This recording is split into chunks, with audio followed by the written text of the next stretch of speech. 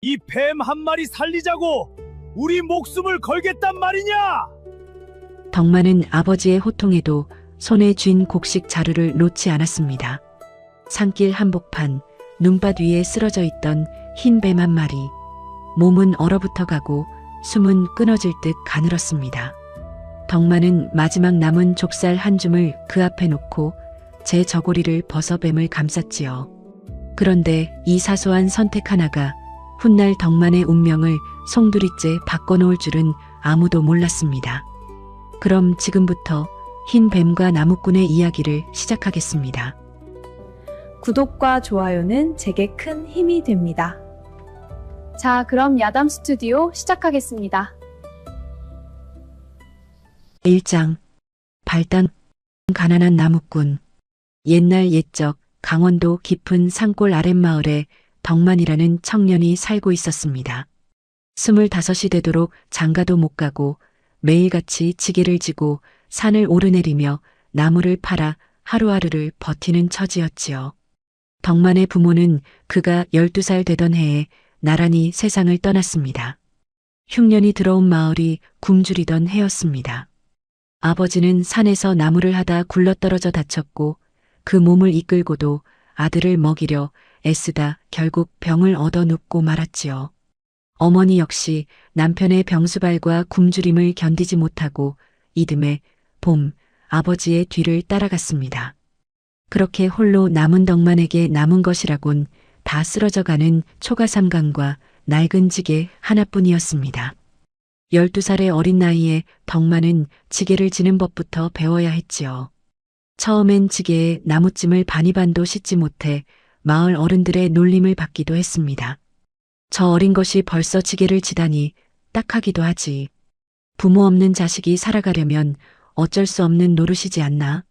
마을 사람들은 혀를 차면서도 선뜻 나서서 돕지는 못했습니다. 다들 제 앞가림하기도 벅찬 시절이었으니까요. 그런 덕만을 그나마 거두어 준 것은 이웃에 사는 홀로 사는 노인, 박 노인이었습니다. 박 노인은 덕만에게 나무하는 법, 지게 지는 법, 도끼질하는 법을 하나하나 가르쳐 주었습니다. 덕만아, 나무는 욕심내지 말고 제 힘에 맞게 지는 게야. 무리하다 다치면 아무 소용없느니라. 박 노인의 가르침 덕에 덕만은 조금씩 나무꾼으로서의 삶에 익숙해져 갔습니다. 어느 겨울날 어린 덕만이 도끼질을 서투르게 하다가 발등을 찍을 뻔한 일이 있었습니다.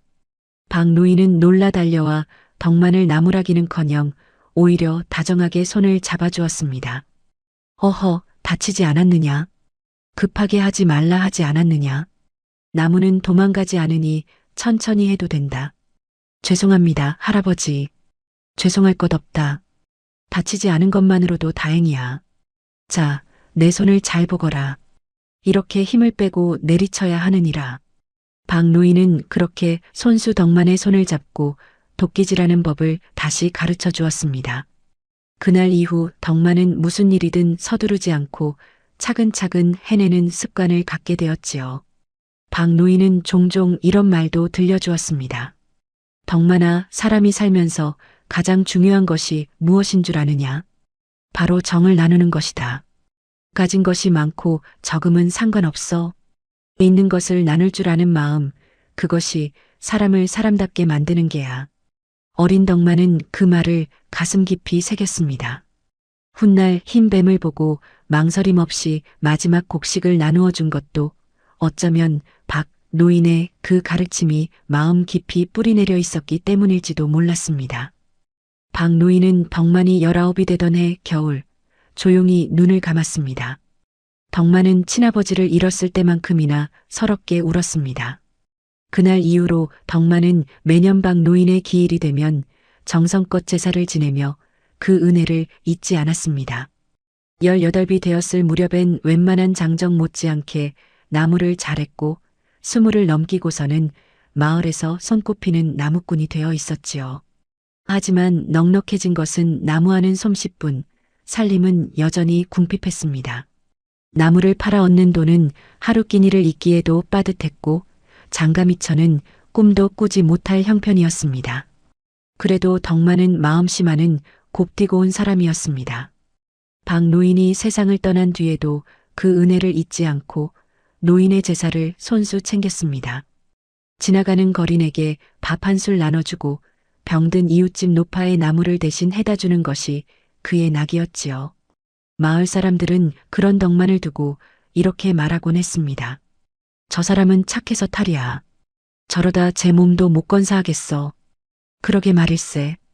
저 좋은 심성으로 왜 이리 팔자가 사나운지 원.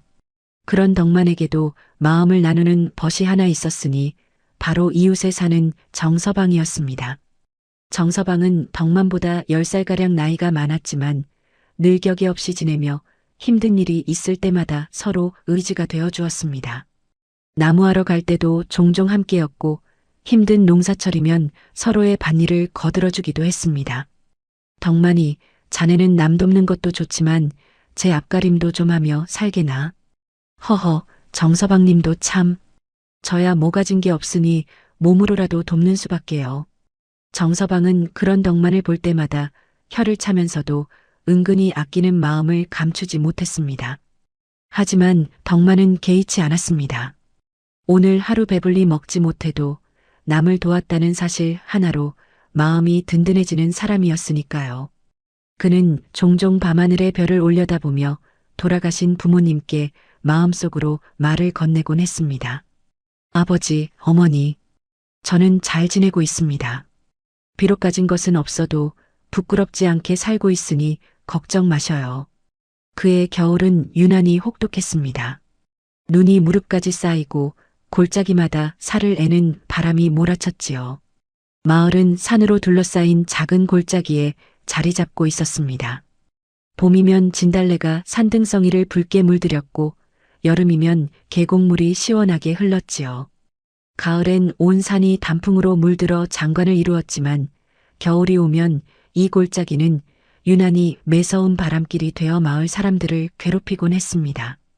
나이든 이들은 이 골짜기를 두고 바람이 잠들지 않는 골짜기라 부르며 겨울을 유독 두려워했습니다. 덕만의 곳간에는 좁쌀 몇 줌과 시래기 한 다발이 전부였습니다. 그것으로 한 달을 버텨야 했으니 하루하루가 살얼음판이었습니다. 오늘도 나무를 해다 팔아야 저녁을 지을 텐데. 덕만은 새벽같이 일어나 지게를 짊어지고 산을 올랐습니다. 발목까지 빠지는 눈길을 헤치며 그는 묵묵히 산등성이를 넘었지요. 숨을 내쉴 때마다 하얀 김이 피어올랐고 손끝은 이미 감각이 무뎌져 있었습니다. 그래도 덕만은 걸음을 멈추지 않았습니다. 오늘 나무를 해다 팔지 못하면 당장 내일 끼니가 없었으니까요. 이런 삶이 벌써 10수년째였지만 덕만은 단 한 번도 신세를 한탄하며 주저앉은 적이 없었습니다. 2장 일상과 갈등의 씨앗 원님과 마을. 한편 이 마을을 다스리는 원님의 이름은 윤서였습니다. 도성에서 세도가의 먼 친척벌로 뇌물을 써서 이 자리를 얻은 인물이었지요. 본디 학문에는 큰 뜻이 없었으나 과거 급제가 어렵다는 것을 일찌감치 깨닫고는 세도가의 줄을 대어 벼슬 자리를 사는 쪽을 택했습니다. 그렇게 얻은 자리이니만큼 그는 부임하는 순간부터 이 고을을 자신의 재물을 불릴 수단으로밖에 여기지 않았습니다. 겉으로는 인자하고 백성을 아끼는 척했지만 속으로는 재물에 대한 욕심이 하늘을 찌르는 자였습니다. 윤서는 부임한 지 3년 만에 이 작은 고을에서 상당한 재물을 끌어모았습니다. 방법은 간단했습니다. 해마다 세곡을 거둘 때마다 정해진 양보다 많이 거두어들여 제곡간을 채우는 것이었지요. 흉년이 들어도 봐주는 법이 없었고 오히려 흉년을 핑계 삼아 더 걷어들이기도 했습니다. 그의 처 안동댁 역시 남편 못지않게 계산이 빠른 사람이었습니다. 원래 도성의 몰락한 양반가 출신으로 재물에 대한 집착이 남달랐지요. 영감, 이번 겨울엔 아랫마을에서 좀 더 걷어야 하지 않겠습니까? 곳간이 헐거워 보입니다. 허허, 부인 말이 맞소? 흉년이라 핑계대기도 좋고 백성들이야 원래 죽는 소리를 달고 사는 것들이니 신경 쓸 것 없소? 그리고 영감, 이번에 새로 온 아전 말로는 뒷마을 김진산의 딸이 그리 곱다 하던데요. 허허, 부인도 참. 그런 일은 내가 알아서 할 것이니 부인은 신경 쓰지 마시오. 두 사람은 방 안에서 이런 대화를 주고받으며 웃음을 흘렸습니다. 백성들의 고통 따위는 안중에도 없었지요. 윤서의 폭정은 갈수록 심해졌습니다. 세곡을 제때 내지 못하는 이는 매질을 당했고 조금이라도 항의하는 기색을 보이면 트집을 잡아오게 가두었습니다. 지난 봄에는 이웃 마을의 한 농부가 세곡이 과하다며 항의했다가 곤장 30대를 맞고 몸져 누운 일도 있었습니다. 그 뒤로 마을 사람들은 원님 앞에서 입도 벙긋하지 못했지요. 저 원님이 오고부터 사는 게 아니야. 그러게 말일세. 예전 사또는 그래도 흉년엔 세곡을 좀 봐주셨는데.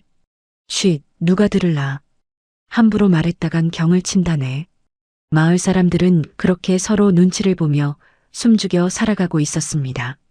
저녁이면 삼삼오오 모여 앉아 하소연이라도 할 법한데 다들 혹여 누가 원님께 고자질이라도 할까봐 문단속을 하고 목소리를 낮추곤 했습니다. 이렇듯 마을 전체에 무거운 침묵이 내려앉아 있었지요. 특히 재작년에는 마을에서 안타까운 일이 하나 있었습니다.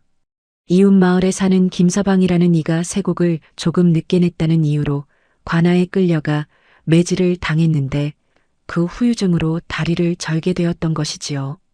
김서방은 그 뒤로 논밭 일을 제대로 하지 못해 가세가 급격히 기울었고 결국 처자식을 데리고 정처 없이 떠도는 신세가 되고 말았습니다. 그 집 참 딱하게 됐어. 원님한테 밉보이면 절이 되는 게야. 쉬쉬, 그런 말 함부로 하지 말게. 우리도 언제 그 꼴 날지 모르는 판인데. 마을 사람들은 그 일을 지켜보며 더욱 몸을 사리게 되었습니다. 누구도 앞장서서 원님에게 맞설 엄두를 내지 못했지요. 윤서의 탐욕은 세곡에만 그치지 않았습니다.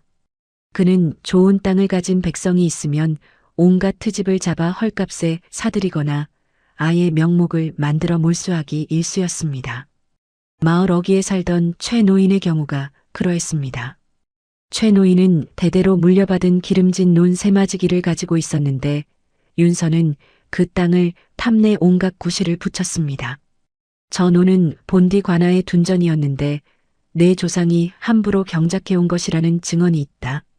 당장 관아에 반납하라. 최 노인은 억울함에 무릎을 꿇고 사정했습니다. 날이 이 땅은 저희 증조부 때부터 물려받아 경작해온 땅이옵니다. 어찌 그런 억지 말씀을 하십니까? 내 놈이 감히 원님의 말을 거역하려 드느냐? 이는 관아의 문서에도 명백히 기록되어 있는 사실이다. 물론 그런 문서는 존재하지 않았습니다. 윤서가 필요할 때마다 아전을 시켜 만들어낸 거짓 문서였을 뿐이지요. 하지만 힘없는 백성이 원님의 말을 거스를 방도는 없었습니다. 최 노인은 결국 그 좋은 논을 헐값에 관아에 빼앗기고 이후 화병을 얻어 얼마 지나지 않아 세상을 떠나고 말았습니다. 참으로 원통한 일이지. 최 노인이 그 땅 하나 믿고 평생을 살아오셨는데 쉬쉬 그런 말 함부로 하다간 우리도 적골 나네. 이런 일들이 쌓이고 쌓여 마을 사람들의 가슴 속엔 원님에 대한 원한이 차곡차곡 쌓여가고 있었습니다. 다만 아무도 그것을 겉으로 드러낼 용기가 없었을 뿐이었지요. 덕만도 예외는 아니었습니다. 지난 가을 세곡을 제때 못 낸다는 이유로 곤장을 맞을 뻔했다가 이웃의 도움으로 겨우 넘긴 일이 있었습니다. 그날 아전이 찾아와 문을 두드리며 소리쳤던 일을 덕만은 똑똑히 기억하고 있었습니다. 덕만이 이놈 세곡이 모자란다. 당장 채워넣지 않으면 관아로 끌려갈 줄 알아라. 덕만은 그날 밤새 산을 뒤져 나무를 해다 팔아 겨우 부족분을 채웠습니다. 그날 이후로 덕만은 윤서의 이름만 들어도 가슴이 서늘해지곤 했지요. 이것이 앞으로 벌어질 큰 사건의 씨앗이 될 줄 덕만은 꿈에도 몰랐습니다. 3장 사건 발생 흰뱀을 구하다. 그날도 덕만은 여느 때처럼 지게를 지고 깊은 산속으로 향했습니다. 눈은 그쳤지만 바람이 매서워 얼굴이 얼어붙는 듯 했지요. 산길은 인적이 끊긴 지 오래라 발자국 하나 없는 새하얀 눈밭이 끝없이 펼쳐져 있었습니다. 앙상한 나뭇가지마다 눈꽃이 얼어붙어 있었고 골짜기를 타고 내려오는 바람 소리가 마치 짐승의 울음처럼 들려왔습니다. 덕만은 몇 번이고 발이 눈 속에 푹푹 빠지는 것을 견디며 산길을 올랐습니다. 평소라면 벌써 나무 한 짐을 채웠을 시간인데 오늘따라 유난히 걸음이 더뎠지요. 산 중턱에 이르렀을 때였습니다. 눈밭 위에 하얀 무언가가 꿈틀대고 있는 것이 보였습니다. 처음엔 눈이 뭉쳐 있는 것인 줄 알았지만 가까이 다가가 보니 그것은 온몸이 눈처럼 흰 뱀한 마리였습니다. 저게 뭔가? 덕만은 멈춰서서 그것을 가만히 살폈습니다. 몸이 반쯤 얼어붙어 움직임도 둔했고 숨이 끊어질 듯 가늘게 이어지고 있었지요. 비늘 하나하나가 서리로 덮여 하얗게 반짝이는 모습이 기이할 만큼 아름다웠습니다. 덕만은 잠시 멈칫했습니다. 뱀이라면 사람이라면 누구나 꺼리는 짐승이었으니까요.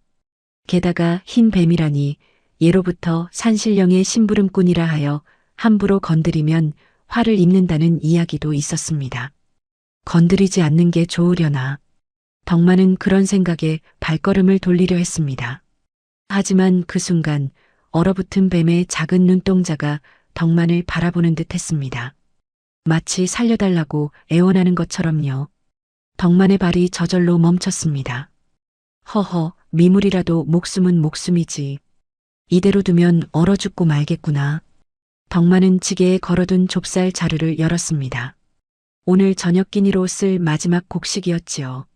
이것을 다 써버리면 오늘 밤은 굶어야 했지만 덕만은 개의치 않고 한 줌을 덜어 뱀 앞에 놓아주었습니다. 먹어보거라. 기운이 좀 돌아올지도 모르니. 뱀은 곡식을 알아차리지 못하는 듯 미동조차 없었습니다. 덕만은 잠시 고민하다가 결국 제 저고리를 벗어 뱀의 몸을 감쌌습니다.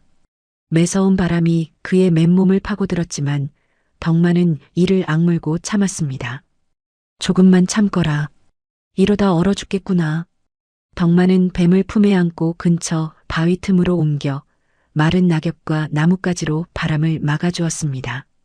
그러고는 마른 나뭇가지를 모아 불을 피워 옹기를 만들어 주었지요. 불씨를 살리는 것도 쉬운 일은 아니었습니다. 부싯돌을 몇 번이고 부딪혀야 겨우 작은 불씨가 일었고 그마저도 매서운 바람에 몇 번이나 꺼질 뻔했습니다. 덕만은 몸으로 바람을 막아가며 끈질기게 불씨를 지켜냈습니다. 한참을 그렇게 돌본 뒤 뱀의 숨이 조금씩 고르게 돌아오는 것을 확인하고서야 덕만은 안도의 한숨을 내쉬었습니다. 살아났구나. 다행이다. 뱀은 힘겹게 몸을 움직여 덕만의 손등을 스치듯 지나가더니 이내 바위 틈 사이로 사라졌습니다. 그 순간 덕만은 이상하게도 뱀의 눈빛에서 깊은 감사의 마음 같은 것을 느꼈습니다. 하지만 그는 그것을 그저 우연한 일로 여기고 저고리도 없이 덜덜 떨며 산을 내려왔습니다. 그날 저녁 덕만은 좁쌀을 나눠준 탓에 죽 한 그릇도 제대로 끓이지 못했습니다. 물만 잔뜩 넣고 끓인 멀건죽 한 그릇으로 배를 채우며 덕만은 문득 헛웃음이 나왔습니다. 허허, 미물 하나 살렸다고 뭐가 달라지겠냐마는 그래도 잘한 일이다. 덕만은 그렇게 중얼거리며 잠자리에 들었습니다. 그날 밤 그는 이상한 꿈을 꾸었습니다. 하얀 옷을 입은 누군가가 눈밭 저편에서 자신을 향해 절을 올리는 꿈이었지요. 하지만 아침이 밝자 그 꿈은 흐릿하게 지워지고 말았습니다. 사장, 실연일 낯선 처자. 며칠 뒤 늦은 밤이었습니다. 덕만이 잠자리에 들려는데 밖에서 인기척이 들렸습니다. 이보시오, 안에 계십니까? 여인의 목소리였습니다. 덕만은 놀라 문을 열었습니다. 그곳에는 얇은 무명옷 한 벌만 걸친 젊은 처자가 눈밭 위에 서 있었지요. 피부는 눈처럼 희고 눈동자는 이상하리만치 맑았습니다. 칠흑같이 어두운 밤이었지만 그녀의 모습만은 유독 선명하게 눈에 들어왔습니다. 뉘신데 이 늦은 밤에 갈 곳이 없는 몸입니다.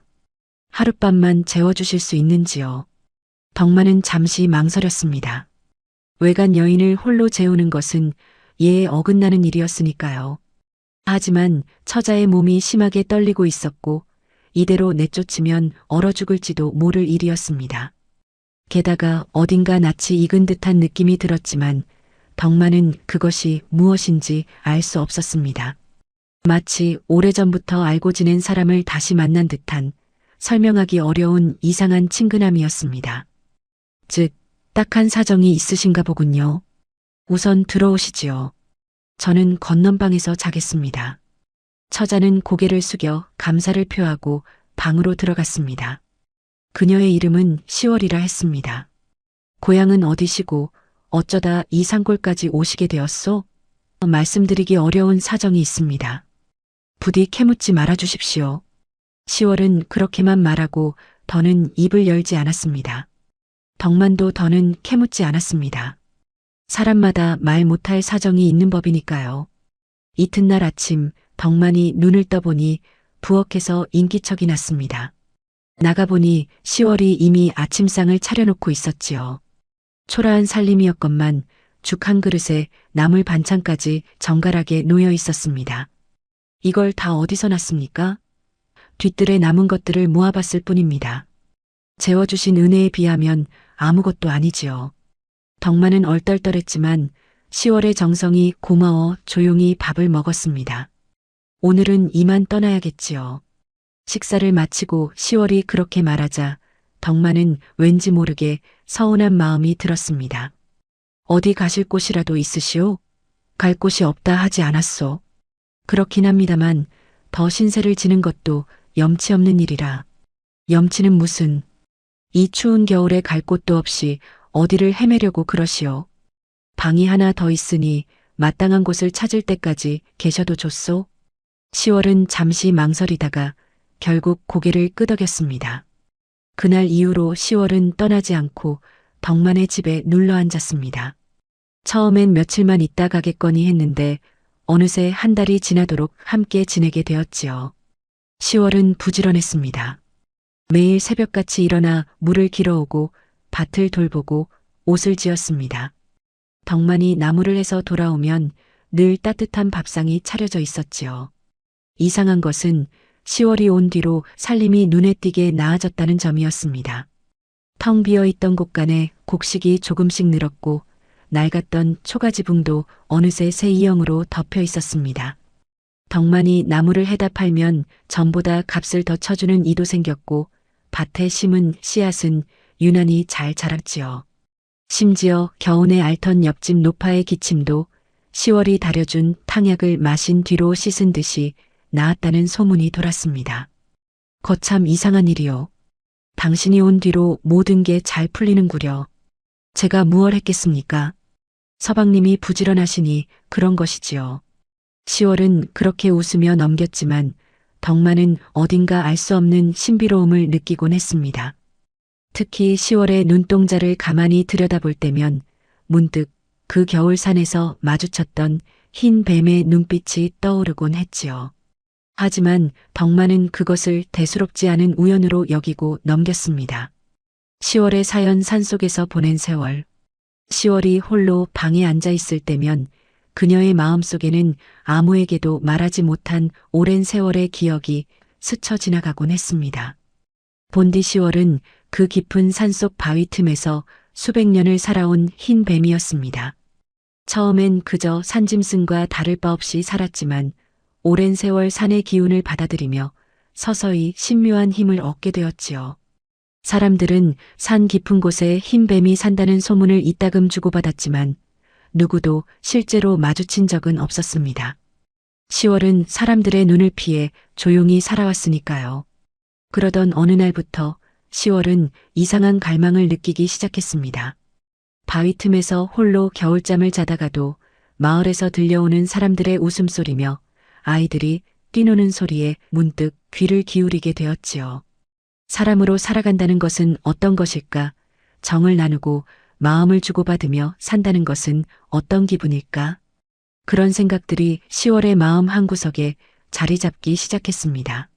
하지만 미물이 사람의 몸을 얻는 것은 결코 쉬운 일이 아니었습니다.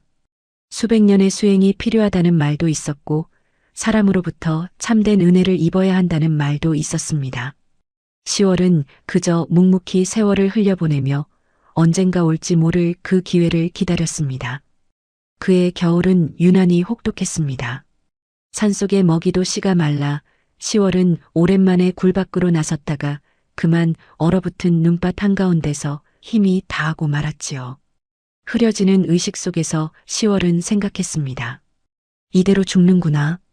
사람으로 한번 살아보지도 못하고. 그런데 그 순간 낯선 온기가 그녀를 감쌌습니다. 눈을 힘겹게 뜨니 한 사내가 자신의 저고리를 벗어 덮어주고 있었습니다. 굶주린 자신의 처지에도 아랑곳 없이 마지막 남은 곡식한 줌마저 아낌없이 내어주는 그 모습을 10월은 흐릿한 정신 속에서도 똑똑히 보았습니다. 미물인 나를 위해 저 사람은 제 마지막 끼니를 내어주는구나. 그 순간 10월의 몸속에서 무언가 뜨거운 것이 차오르기 시작했습니다. 오랜 세월 쌓아온 산의 기운이 그 작은 온정 하나에 응답하듯 요동쳤습니다. 사경을 헤매던 몸이 서서히 온기를 되찾았고 며칠 뒤 10월은 마침내 사람의 몸을 얻게 되었습니다. 처음 사람의 몸으로 일어섰을 때 10월은 낯설고 어지러운 감각에 한참을 적응하지 못했습니다. 두 다리로 걷는 법, 사람의 말을 하는 법조차 새로 익혀야 했지요. 하지만 그녀의 마음속엔 오직 한 가지 생각뿐이었습니다. 그 사람을 찾아가야 한다.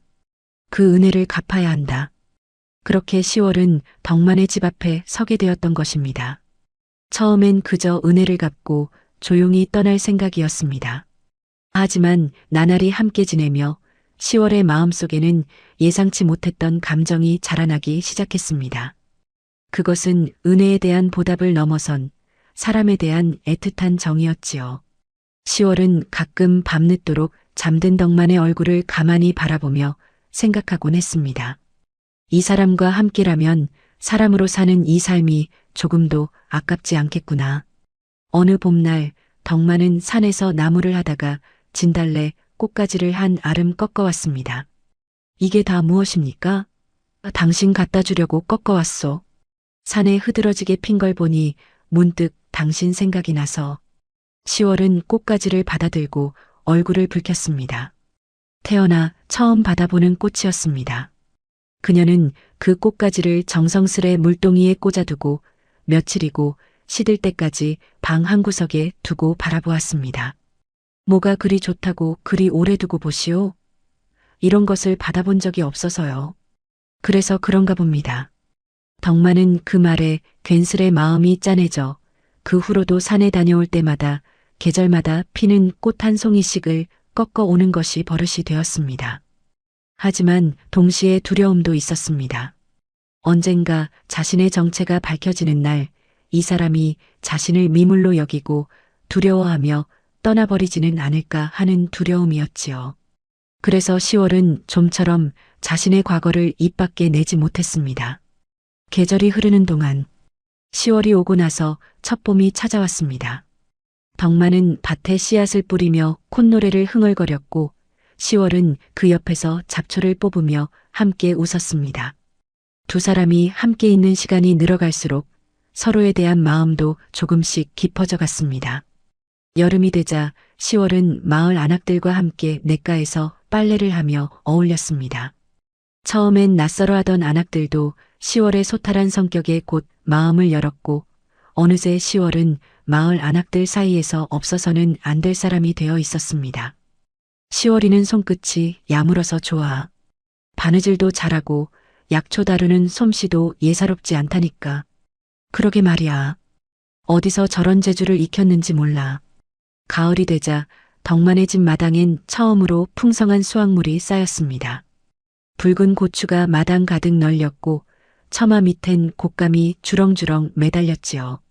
덕만은 그 광경을 보며 감격에 겨워했습니다. 내 평생 이리 풍성한 가을은 처음이요. 서방님이 부지런히 밭을 일구신 덕분이지요. 겨울이 다시 찾아왔을 때 두 사람은 처음 만났던 그 겨울밤을 떠올리며 화롯가에 나란히 앉아 이야기를 나누었습니다. 작년 이맘때 당신이 그리 눈밭에 서 있던 게 엊그제 같은데 말이요. 그러게요. 그때는 정말이지 갈 곳 없는 처지였는데 이리 따뜻한 겨울을 보내게 될 줄은 몰랐습니다. 그렇게 한 해가 지나는 동안 덕만과 10월의 정은 나날이 깊어만 갔습니다. 마을 중매쟁이 소동. 10월이 덕만의 집에 머문 지 두어 달쯤 지났을 무렵 작은 소동이 하나 있었습니다. 마을에서 중매를 도맡아 하는 곰보 할멈이 덕만을 찾아온 것이었지요. 덕만아, 자네도 이제 나이가 찼으니 장가를 가야지. 마침 이웃 마을에 참한 교수가 있는데 내 자네를 위해 특별히 다리를 놓아주려고 왔네. 덕만은 난처한 얼굴로 손사래를 쳤습니다. 할멈, 고맙습니다만 저는 이미 마음에 둔 사람이 있습니다. 마음에 둔 사람? 그게 누구란 말이냐? 그때 마침 물을 길어오던 10월이 마당으로 들어섰습니다. 곰보 할멈은 10월을 위아래로 훑어보더니 눈이 휘둥그레졌습니다. 아니, 이 낭자는 뉘시길래 일이 고운가? 덕만이 자네 언제 이런 인연을 만났단 말인가? 덕만이 멋쩍은 얼굴로 사정을 대강 설명하자 곰보 할멈은 껄껄 웃으며 손뼉을 쳤습니다. 그래, 이렇게 참한 낭자를 두고 내가 괜한 걸음을 했구먼. 어서 혼례나 서두르시게. 작은 소동이었지만 이 일을 계기로 마을 사람들은 두 사람 사이의 마음을 확실히 알게 되었고 은근히 두 사람의 혼사를 응원하기 시작했습니다. 옥분이의 심술. 마을에는 옥분이라는 처자가 있었습니다. 예전부터 은근히 덕만에게 마음을 두고 있었지만 차마 먼저 나서서 고백하지 못하고 속만 태우던 처지였지요. 그런데 어느 날 갑자기 낯선 여인이 나타나 덕만의 집에 눌러 앉았다는 소문을 듣고는 옥분이의 속이 편할 리 없었습니다. 어디서 굴러먹던 여자인지도 모르는데 왜 덕만 오라버니 집에 눌러 앉는데? 옥분이는 우물가에서 물을 깃다가 10월과 마주치자 일부러 시비를 걸었습니다. 이봐요, 아가씨는 대체 어디서 온 뉘시오? 갈 곳도 없으면서 남정네 집에 이리 눌러 앉는 게 부끄럽지도 않소? 10월은 옥분이의 날 선 말투에도 조금도 동요하지 않고 차분히 답했습니다. 부끄러운 일인 줄 잘 알고 있습니다.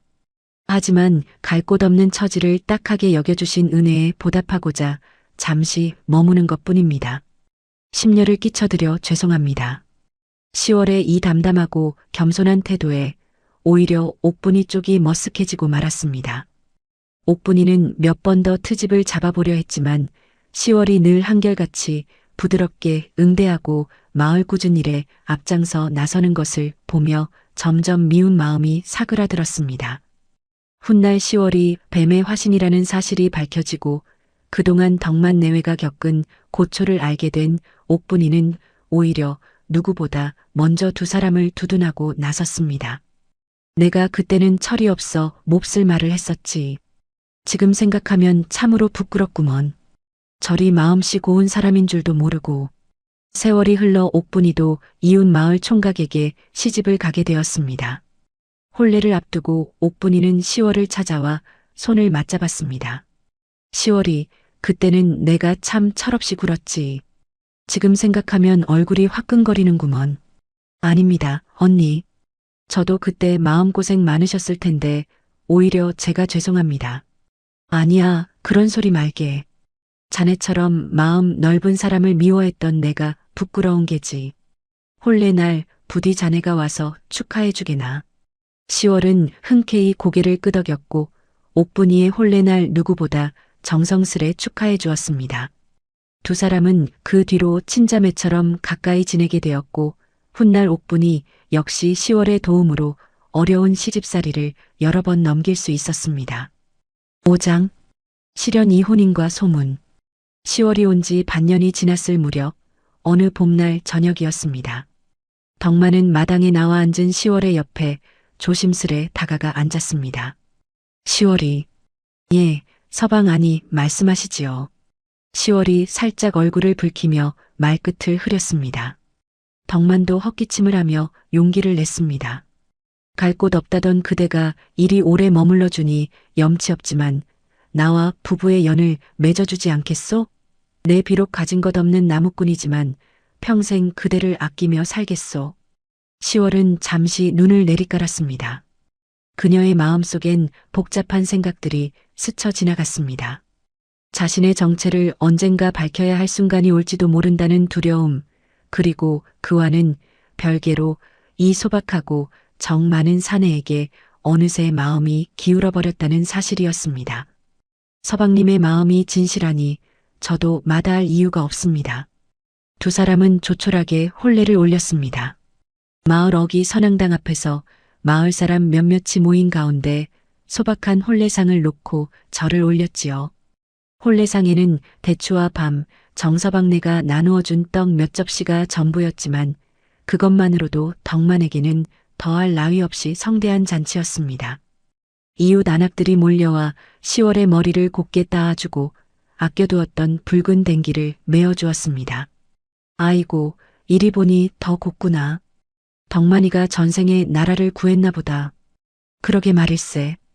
저런 색시를 얻다니 참으로 부러운 노릇이야. 박 노인이 살아계셨다면 얼마나 기뻐하셨을까 하는 생각에 덕만은 혼례를 치르는 내내 눈시울이 뜨거워졌습니다. 그는 혼례상 앞에서 잠시 눈을 감고 하늘을 향해 속으로 말을 건넸습니다. 어르신, 소인 이제야 장가를 갑니다. 지켜봐 주십시오. 신랑 신부가 맞절을 올릴 때 마을 사람들은 저마다 덕담을 건넸습니다. 백년해로 하시게. 아들, 딸 많이 낳고 부디 행복하게 사시게. 신부의 옷은 화려하지 않았지만 그날따라 유난히 눈부시게 빛나 보였다고 마을 사람들은 두고두고 이야기했습니다. 혼례가 끝난 뒤 정서방이 가져온 막걸리 한 동이를 나누어 마시며 마을 사람들은 밤늦도록 흥겨운 자리를 이어갔습니다. 덕만은 그날 밤 그렇게 많은 사람에게 둘러싸여 축하받은 것이 태어나 처음이라 몇 번이고 코끝이 시큰해졌습니다. 마을 사람들은 처음엔 정체 모를 여인이라며 수군거렸습니다. 저 여인 어디서 왔는지도 모르는데 저리 서둘러 혼인을 시켜도 되는 건가? 글쎄 말일세. 뭔가 곡절이 있어 보이던데. 하지만 10월의 어질고 부지런한 성품에 마을 사람들은 곧 마음을 열었습니다. 아픈 이가 있으면 손수 약을 다려다 주고 굶주린 아이가 있으면 자기 몫을 덜어 나누어주는 그녀를 미워할 사람은 없었지요. 알고 보니 참 심성 고운 여인이야. 덕만이가 복을 받았구먼. 그런데 이 소문이 결국 원님 윤서의 귀에까지 들어가고 말았습니다. 마을을 순시하던 아전 하나가 관아에 돌아와 이런 말을 흘린 것이 발단이었습니다. 날이 아랫마을 나무꾼 놈의 집에 그리 고운 여인이 들어왔단 말입니다. 얼굴이 도성에 이름난 기생 못지않다고들 합니다. 이 아전은 평소 입이 가볍기로 소문난 자였습니다. 별 생각 없이 던진 그 한마디가 훗날 한 가정에 얼마나 큰 풍파를 몰고 올지는 그 자신도 미처 예상하지 못했습니다. 윤서는 호기심 반, 흑심 반으로 아전을 시켜 덕만의 집을 좀 더 자세히 살펴보게 했습니다. 돌아온 아전의 말은 이러했습니다. 소인이 직접 보고 왔사온데 정말이지 그런 미색은 처음 보았습니다. 게다가 그 집 살림이 근래 부쩍 나아졌다는 소문도 있사옵니다. 텅 비었던 곳간이 그득해졌다고 마을 사람들이 다들 신기해합니다. 윤서의 눈빛이 번뜩였습니다. 나무꾼 따위에게 과분한 여인이로구나. 게다가 살림이 나아졌다니 무언가 수상하지 않으냐. 필시 그 여인에게 무슨 재주가 있는 게야.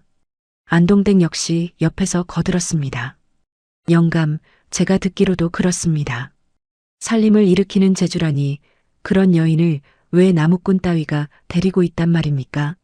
마땅히 귀한 댁에서 데려가야 할 여인이지요. 부인 말이 옳소. 이런 여인을 저런 미천한 놈이 차지하고 있다니 이는 하늘의 뜻을 거스르는 일이요. 윤서와 안동댁은 그날 밤 늦도록 머리를 맞대고 궁리했습니다. 어떻게 하면 10월을 빼앗아 올 수 있을지를요. 안동댁은 겉으로는 남편의 흑심을 부추기면서도 속으로는 남편이 다른 여인에게 마음을 빼앗기는 것을 결코 좋게 여기지 않았습니다. 다만 그녀 나름의 계산이 있었지요. 저런 미천한 것 하나쯤 첩으로 들인다 한들 뭐 대수랴. 오히려 그 재주를 이용해 우리 살림을 더 불릴 수 있다면 나쁠 것 없지. 이렇듯 안동댁 역시 남편 못지않게 계산적인 마음으로 이 일에 가담하고 있었으니 훗날 그녀에게 닥칠 불행도 결코 억울한 것만은 아니었습니다. 그냥 빼앗으려 하면 백성들의 원성을 살 것이요. 무언가 그럴듯한 명분이 있어야 하오. 그렇다면 저 나무꾼 놈에게 죄를 씌우면 되지 않겠습니까? 죄인에 처야 관아에서 마음대로 처분해도 누가 뭐라 하겠습니까? 윤서의 입가에 서늘한 미소가 번졌습니다. 부인의 머리가 나보다 낫구려. 좋소, 그리하리다. 빚쟁이 최부자. 혼례를 치르고 얼마 지나지 않아 마을에서 돈놀이를 하는 최부자라는 자가 덕만을 찾아왔습니다.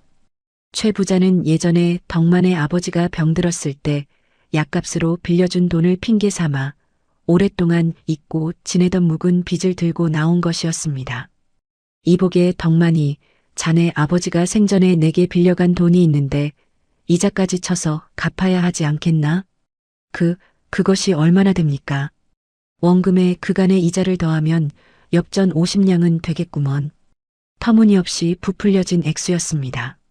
하지만 문서 하나 제대로 갖추지 못했던 그 시절, 덕만은 최 부자의 말을 반박할 길이 없었습니다. 제가 지금 당장 그런 돈이 어디 있겠습니까? 조금만 말미를 주시면, 갚을 능력이 없으면 자네 집이라도 내놓아야 하지 않겠나?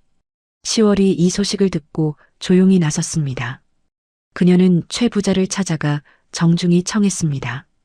어르신, 저희가 정성껏 밭을 일구고 나무를 해다 팔아 반드시 갚아드리겠습니다. 부디 조금만 시간을 주십시오. 최 부자는 처음엔 거절했지만 10월의 진심 어린 태도와 그의 유난히 풍성했던 덕만네 밭작물을 보고는 마음을 조금 누그러뜨렸습니다. 자네들의 정성을 봐서 2년의 말미를 주겠네. 대신 반드시 기한을 지켜야 하네. 덕만과 10월은 그 뒤로 더욱 부지런히 일해 결국 약속한 기한보다 먼저 빚을 모두 갚았습니다. 최 부자는 그 성실함에 감탄하며 이렇게 말했다고 합니다. 저런 내외라면 앞으로 더 큰 복을 받을 것이야. 6장 실현 3트집 잡기. 첫 번째 시도 돈으로 회유하다. 윤서는 처음부터 힘으로 밀어붙일 생각은 아니었습니다.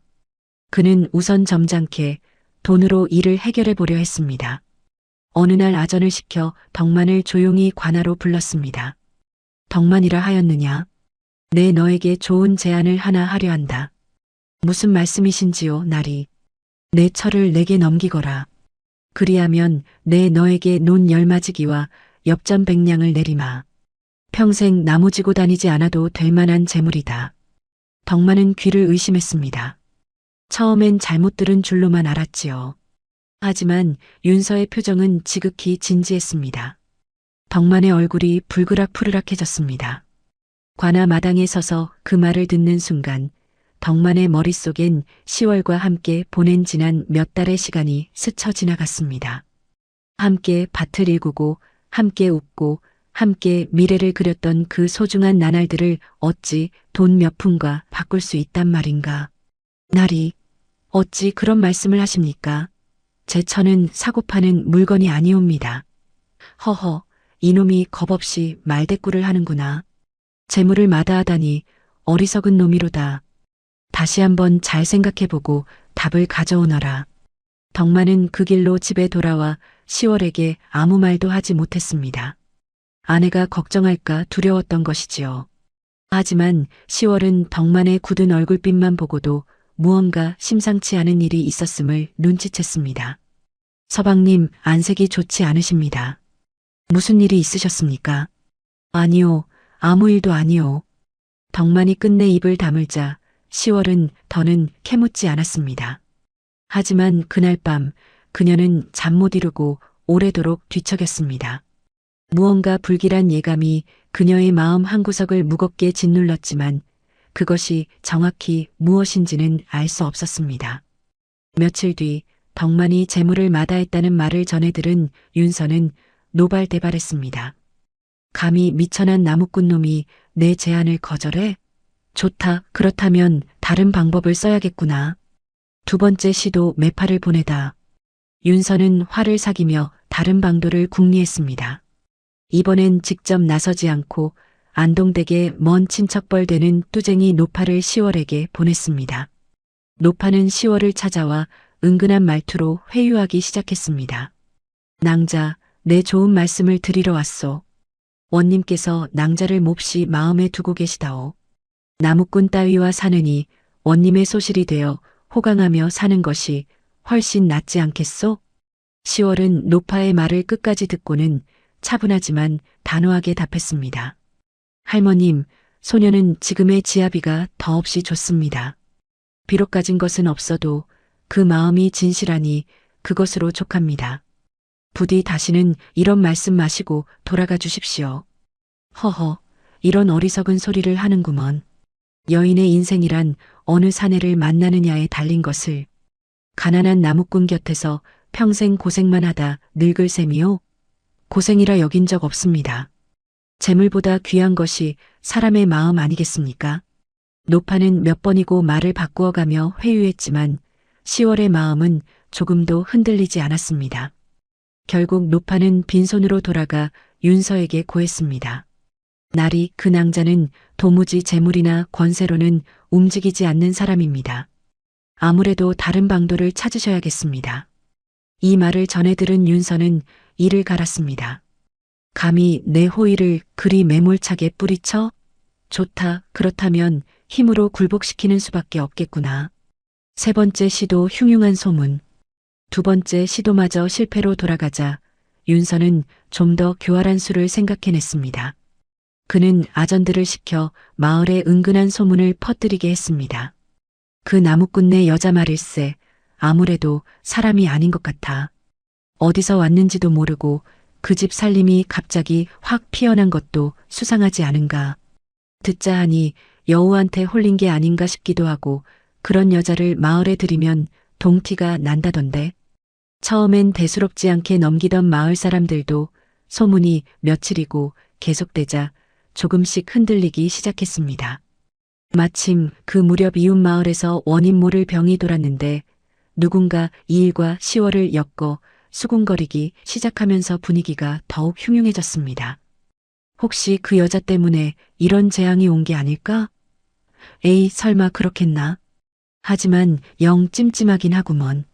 몇몇 마을 사람들은 시월과 눈도 마주치지 않으려 했고 우물가에서도 슬금슬금 자리를 피하기 시작했습니다.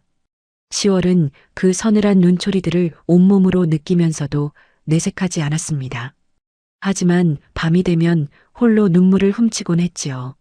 내가 사람으로 살고자 했던 것이 결국 이 사람들에게 해가 되는 것은 아닐까? 이때 나서준 것이 다름 아닌 그 옛날 시월이 탕약을 다려 병을 낫게 해준 옆집 노파였습니다. 노파는 지팡이를 짚고 마을 사람들이 모인 자리로 나섰습니다. 다들 무슨 헛소리를 하는 겐가? 내 겨우내 앓던 기침을 낫게 해준 것이 바로 저 색시일세. 저리 마음씨 곱고 정성스러운 사람을 두고 요망하다니 그 무슨 배은망덕한 소리인가. 노파의 호통에 마을 사람들은 머쓱한 표정을 지었습니다. 정서방도 옆에서 거들었습니다. 맞는 말씀입니다.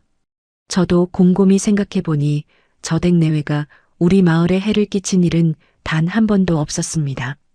오히려 어려운 이들을 도맡아 도와주지 않았습니까? 이런 흉흉한 소문이 대체 어디서 나온 것인지 저는 오히려 그것이 더 수상합니다. 정서방의 그 말에 몇몇 사람들은 문득 이 소문이 관아 쪽에서 흘러나온 것이 아닌가 하는 의심을 품게 되었습니다. 결국 소문은 차츰 사그라들었고 마을 사람들은 다시 예전처럼 시월을 대하기 시작했습니다. 이 일로 오히려 윤서에 대한 의심의 눈초리가 마을 사람들 사이에 조금씩 싹트게 되었으니 이는 훗날 그의 죄상이 낱낱이 밝혀지는데 작은 씨앗이 되어 주었습니다. 윤서는 이 시도마저 실패로 돌아가자 더욱 분노했습니다. 이것들이 감히 내 뜻을 거스르는구나. 좋다. 더는 점잖게 굴지 않겠다. 이때부터 윤서의 트집이 본격적으로 시작되었습니다. 세곡 트집. 며칠 후 윤서는 덕만을 관아로 불러들였습니다. 덕만은 영문도 모른 채 관아 마당에 무릎을 꿇었습니다. 내 이놈, 지난 세곡을 부족하게 냈다는 보고가 있다. 사실이렸다? 날이 소인은 정한 양을 어김없이 냈사옵니다. 지난 가을에도 부족분을 밤새 나무를 해다 팔아 채워 넣었사온데 어찌 또 이런 말씀을. 거짓을 고하는구나. 여봐라, 저놈을 곤장 10대에 처하라. 곁에 있던 아전 하나가 조심스레 원님께 아뢰었습니다. 날이 소인이 장부를 다시 확인해 보았사온데 실은 정한 양이 모두. 닥쳐라. 내 놈이 감히 내 뜻을 거스르려 드느냐. 윤서의 서슬 퍼런 호통에 아전은 더는 입을 열지 못하고 고개를 숙였습니다. 그 역시 이 모든 것이 부당한 트집임을 알고 있었지만 원님의 명을 거스를 수는 없는 노릇이었습니다. 덕만은 억울했지만 항변할 방도가 없었습니다. 관아의 장부는 원님의 손에 있었고 그가 부족하다면 부족한 것이었으니까요.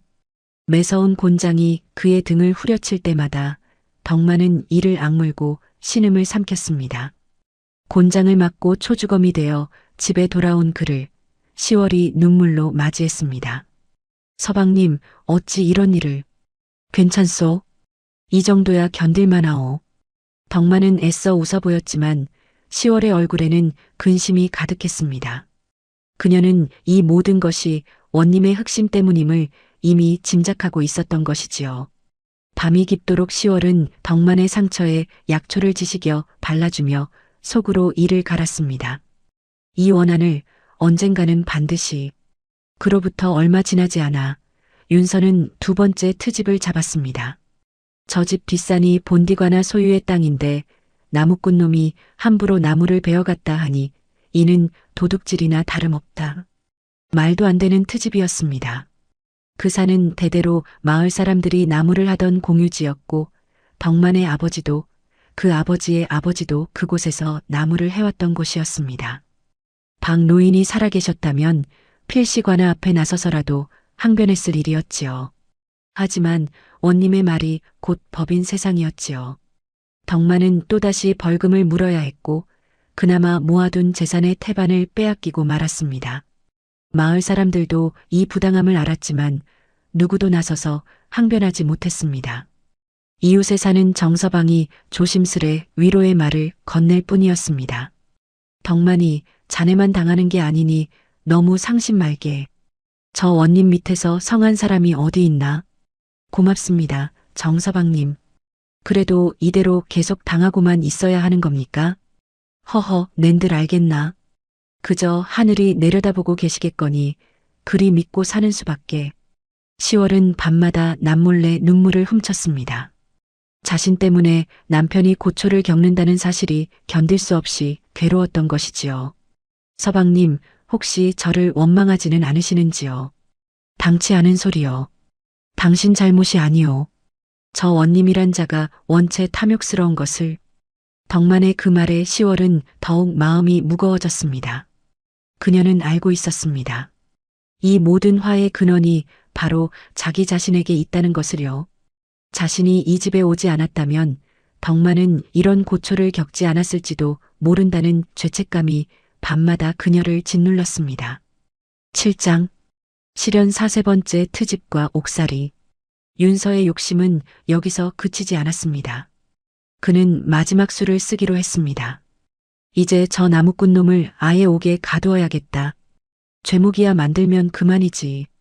윤서는 아전을 시켜 관아의 곳간에서 곡식 몇 가마를 몰래 빼돌린 뒤 야심한 밤을 틈타 그것을 덕만의 집 마당 한 구석 집더미 속에 숨겨두게 했습니다. 아전은 이 일을 하며 내내 마음이 편치 않았습니다. 죄 없는 사람에게 이런 짓을 하다니 이러다 천벌을 받는 건 아닌지. 하지만 원님의 명을 거역할 수는 없는 노릇이었지요. 그는 곡식 자루를 집더미 속에 숨기며 몇 번이고 뒤를 돌아보았습니다. 혹시라도 누가 볼까 두려운 마음도 있었지만 그보다는 이 부당한 짓을 저지르는 자신에 대한 자책감이 더 컸습니다. 그는 그날 밤 집에 돌아가서도 좀처럼 잠을 이루지 못했습니다. 내가 이 손으로 죄 없는 사람을 옥에 가두는구나. 언젠가 이 죄를 어찌 씻을 수 있을는지. 이 죄책감이야말로 훗날 그가 마당에서 모든 진실을 실토하게 되는 밑거름이 되었습니다. 이튿날 윤서는 병졸들을 이끌고 덕만의 집을 급습했습니다. 이놈, 관아의 곡식을 도둑질한 죄, 낱낱이 밝혀졌다. 나리, 그게 무슨 말씀이십니까? 소인은 그런 짓을 한 적이 없사옵니다. 병졸들이 마당을 뒤지자 과연 곡식 가마니가 발견되었습니다. 집더미 속에서 관아의 인장이 찍힌 곡식 자루가 나오자 마을 사람들도 술렁였습니다. 저것이 어찌 저기에. 10월은 그 광경을 보며 온몸이 얼어붙는 듯 했습니다. 집더미 속의 곡식 자루를 본 순간 그녀는 직감적으로 이것이 누군가의 계략임을 깨달았습니다. 하지만 당장 그것을 증명할 방도가 없었지요.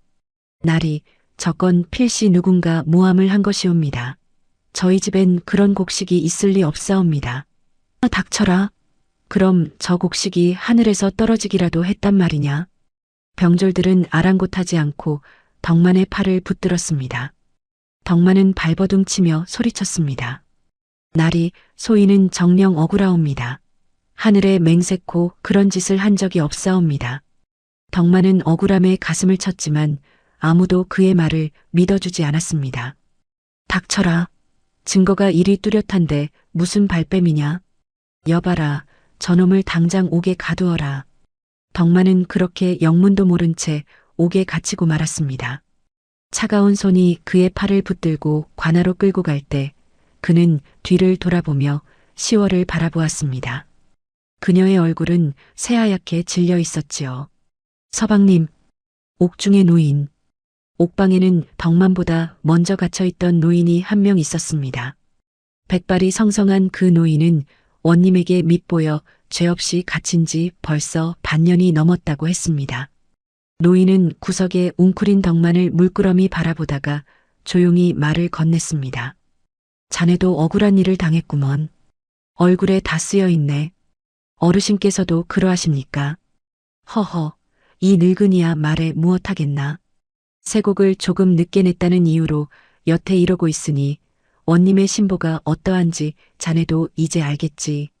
덕만은 10월을 생각하며 한숨을 내쉬었습니다. 어르신, 소인은 철을 두고 나왔는데 그 처가 걱정입니다. 원님이 흑심을 품고 있는 듯한데. 노인은 그 말에 씁쓸한 표정을 지었습니다. 그런 일이라면 낸들 뾰족한 수가 있겠나? 다만 이 늙은이가 살아보니 하늘은 결코 무심하지 않더구먼. 악한 자가 끝까지 잘 되는 법은 없어. 언젠가는 반드시 그 죗값을 치르게 되어 있네. 정말 그리 믿으십니까? 믿는 수밖에 더 있겠나? 이 옥방에 갇혀서도 그 믿음 하나로 버티고 있는 것일세. 자네도 부디 마음 굳게 먹게. 자네처럼 심성 고운 사람이 이런 데서 꺾이면 쓰나. 노인의 그 말은 덕만에게 작은 위안이 되었습니다. 차가운 옥방 안에서도 덕만은 노인의 말을 되새기며 희망의 끈을 놓지 않으려 애썼습니다. 밤이 깊어지면 덕만은 좀처럼 잠을 이루지 못했습니다. 차가운 벽에 등을 기댄 채 그는 몇 번이고 지난 날을 돌이켜보았습니다.